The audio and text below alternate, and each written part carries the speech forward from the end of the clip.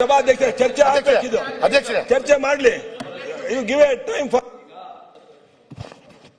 ಒಂದು ನಾನೇನು ಹೇಳಿದ್ದೀನಿ ಆ ನಿಲುವಿಗೆ ಗಟ್ಟಿಯಾಗಿ ನಿಂತ್ಕೊಳ್ಳೋದು ಒಂದು ಭಾಗ.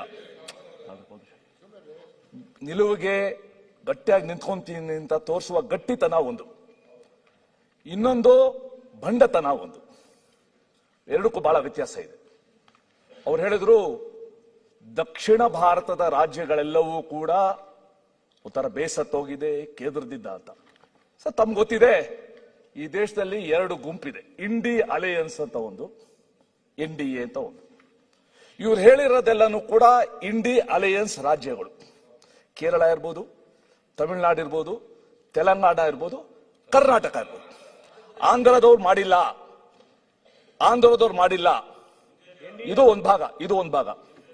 ಎರಡನೇದು, how can you expect a governor to speak against an act that has been assented by the President of India. ಈಗ ಇವ್ರ ಭಾಷಣದಲ್ಲಿ ನೀವು ಈ ಭಾಷಣ 2 ದಿವಸ ಮುಂಚೆನೆ ಗವರ್ನರ್ ಮನೆ ಕಳಿಸಿದ್ರಿ. ಗವರ್ನರ್ ಪೂರ್ತಿ ನೋಡಿದ್ರು, ಒಂದು ಮೆಸೇಜ್ ಕಳಿಸಿದ್ರು. ನೀವು ಚೀಫ್ ಸೆಕ್ರೆಟರಿ ಪೊನ್ನಣ್ಣ ನೀವೆಲ್ಲ ಓಡೋದ್ರಿ ಕನ್ವಿನ್ಸ್ ಮಾಡಕ್ಕೆ. ನೀವೇ ಬಂದು ಆಚೆ ಹೇಳಿದ್ರಿ 11 ಪ್ಯಾರಾ ಬಗ್ಗೆ ಅವರು ತಮ್ಮ ಆಕ್ಷೇಪ ವ್ಯಕ್ತಪಡಿಸಿದ್ದಾರೆ.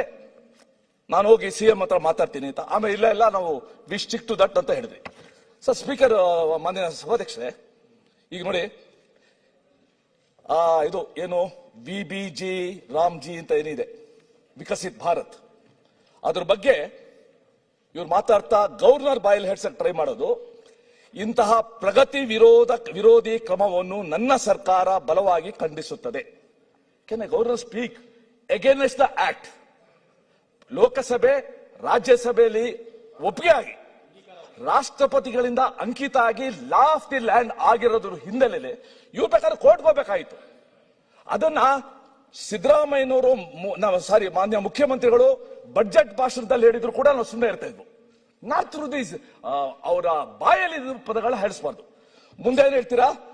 ಪುನರ್ ಸ್ಥಾಪಿಸುವ ಈ VB ಗ್ರಾಮ್ ಜಿ ಯೋಜನೆಯನ್ನು ನನ್ನ ಸರ್ಕಾರ, ಅಂದ್ರೆ ಗವರ್ನರ್ ಸರ್ಕಾರ, ನನ್ನ ಸರ್ಕಾರ ಅತ್ಯಂತ ಪ್ರಬಲವಾಗಿ ವಿರೋಧಿಸುತ್ತದೆ. Governor talk like this. ಮೂರನೇದು, ಉದ್ಯೋಗ ಖಾತ್ರಿಗೆ ಸಂಬಂಧಿಸಿದ ಕಾಯ್ದೆಯನ್ನು ರದ್ದುಗೊಳಿಸಿ ಹೊಸ ಕಾಯ್ದೆಯನ್ನು ಜಾರಿಗೊಳಿಸುವಾಗ ರಾಜ್ಯಗಳ ಅಭಿಪ್ರಾಯ ಪಡೆಯಬೇಕಾಯಿತು. ಅದು ಸಿದ್ದರಾಮಯ್ಯ ಒಪ್ಪಿರೋದ್ರಲ್ಲಿ ಒಪ್ಕೋತೀನಿ.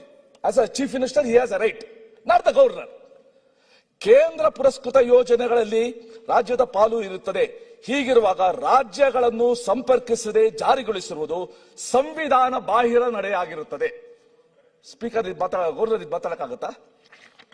ಈ ರೀತಿ ಅನೇಕ ಸಂಗತಿಗಳನ್ನ ನಾನು ಅದಕ್ಕೆ ಸರ್ ನನ್ನ ಹೇಳಿದ್ದು, ಸರ್ಕಾರಕ್ಕೆ ಮುಖ್ಯಮಂತ್ರಿಗಳ ಪೂರ್ಣ ಅಧಿಕಾರದಲ್ಲಿ ಬಜೆಟ್ ಅಲ್ಲಿ ಏನೇನು ಹೇಳಿಸ್ಬೇಕು, ಗವರ್ನರ್ ಇಂದ ಏನ್ ಹೇಳಿಸ್ಬೇಕು ಅನ್ನಷ್ಟು ವಿವೇಕ ಇರಬೇಕು. ರಾಜ್ಯಪಾಲರಿಗೆ ವಿವೇಚನೆ ಇರಬೇಕು, ನಾನೇನು ಹೇಳ್ಬೋದು ಅಂತ.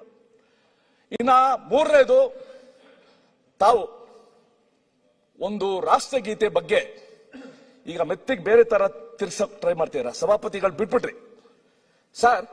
ಗವರ್ನರ್ ಅವರು ನೀವು ರಾಷ್ಟ್ರಗೀತೆ ಶುರು ಮಾಡಿದ ಮೇಲೆ ಹೋಗಿದ್ದಿದ್ರೆ ಅವ್ರ ರಾಷ್ಟ್ರಗೀತೆನ ಅವಮಾನ ಮಾಡ್ದಂಗ ಆಗ್ತಾ ಇತ್ತು.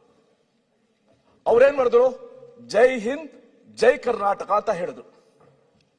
ಗವರ್ನರ್ ಹೇಳಕ್ಕಾಗತ್ತಾ ರಾಷ್ಟ್ರಗೀತೆ ಹಾಡಿ ಅಂತ?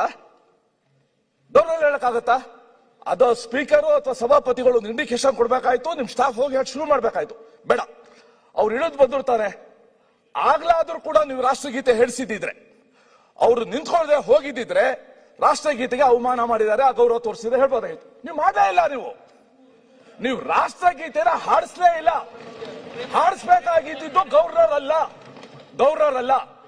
ಅದನ್ನ ಮಾಡೋದ್ರಲ್ಲಿ ನೀವು ಚ್ಯುತಿ ಎಸಗಿ ಗವರ್ನರ್ ಪಾಪ ಇಲ್ಲಿ ಬಂದು ಡಿಫೆಂಡ್ ಮಾಡ್ಕೊಳಕ್ಕಾಗಲ್ಲ, ಮಾತಾಡಕ್ಕಾಗಲ್ಲ. ಅವ್ರ ಮೇಲೆ ಹಾಕ್ತಾ ಇರೋದು ಇದು ತಪ್ಪು. ಮತ್ತೆ ಎರಡನೇದು, ನಾನು ಕಾಯ್ತಾ ಇದ್ದೀನಿ ರಾಜಭವನದಿಂದ ಮತ್ತೆ ಯೂನಿಯನ್ ಹೋಮ್ ಮಿನಿಸ್ಟರ್ ಕಾಯ್ತಾ ಇದ್ದೀನಿ. ಇದು ಒಂದು ಘನ ಸರ್ಕಾರದ ಘನವೆತ್ತ ಕಾನೂನು ಮತ್ತು ಸಂಸದೀಯ ವ್ಯವಹಾರಗಳ ಸಚಿವರು ಮಾತಾಡೋ ಮಾತಲ್ಲ. ಈ ರೀತಿ ಮಾತಾಡಬಾರ್ದು. ಅವರು ಹಿಸ್ ಜಾಬ್ ಇಷ್ಟು ಎಲ್ಲಾರ್ದು ಒಟ್ಟಿಗೆ ತಗೊಂಡೋಗೋ ಒಂದು ಸ್ವಭಾವ ಇರಬೇಕು. ಅವ್ರ ಕೆಲಸನೇ ಇದು, ಸಂಸದೀಯ ವ್ಯವಹಾರಗಳ ಸಚಿವರು. ನಾನು ಇದೊಂದು ತಮಾಷೆಗೆ ಹೇಳ್ತೀನಿ, ನಾನು ಅವ್ರ ಜಾಗದಲ್ಲಿದ್ದೆ. ಕೆಲವ್ರು ಏನ್ ಮಾಡ್ತಾರೆ, ಎಚ್ ಕೆ ಪಟೇಲ್ ಅವರೇ,